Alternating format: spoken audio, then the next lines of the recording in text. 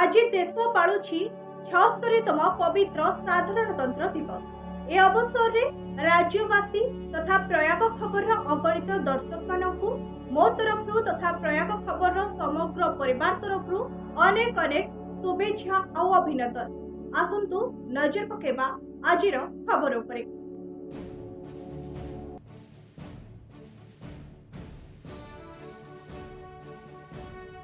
केन्द्रापड़ा जिला पट्टामुंडाई एसयूजे संघ पक्षर साधारणतंत्र दिवस स्थानीय राम मंदिर परिसर में पालित हो जाइछि।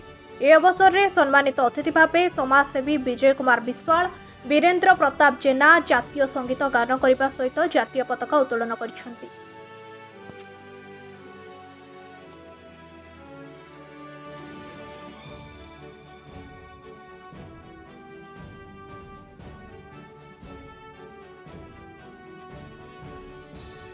पवित्र साधारणतंत्र दिवस अवसर में आम एसयूजे पट्टामुंडाई शाखा तरफ गणतंत्र दिवस पालन पट्टामुंडाई राम मंदिर पाखे जातीय पताका उत्तोलन सहित आम सांगे जोग देवा आमर अतिथिद्वय और समस्त सामाजिक सर्वप्रथम शुभेच्छा एवं धन्यवाद दूची। आज साधारणतंत्र दिवस जातीय पताका तले समस्त सामाजिक बंधु मैंने उपस्थित रही पताका उत्तोलन करने सहित आम भारतर जातीयता एकता एवं अखंडता को बजाई रखापी आमर महान जो ग्रंथ आमर संविधान मौलिक नीति को बजाई रखापी समस्ते जातीय पताका तले देश मातृकार सेवा करने आम आज शपथ नहीं जातीय पताका उत्तोलन करूँ। समस्त सहयोग रही आमर जातीय पताका मान रखापी सांबादिक संघ आगामी दिन में बद्धपरिकर एवं ए दिगरे कार्य कर आशा।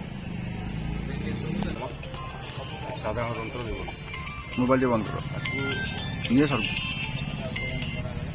मत एसयूजी सांबादिक संघ तरफ राम मंदिर रिपोर्ट को निर्मंत्रण कर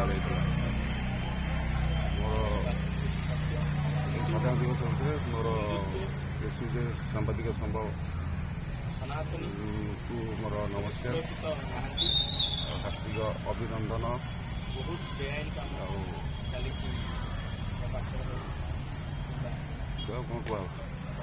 आज एसयूजे सांबादिक संघ तरफ आज 76तम गणतंत्र दिवस उपलक्षे मते डका जाइतला एवं आज ये गणतंत्र 76तम दिवस उपलक्षे समस्त को एसयूजे सांबादिक समस्त भाई और भौणी एवं भारतर जनसाधारण को मो तरफ हार्दिक शुभेच्छा और शुभकामना।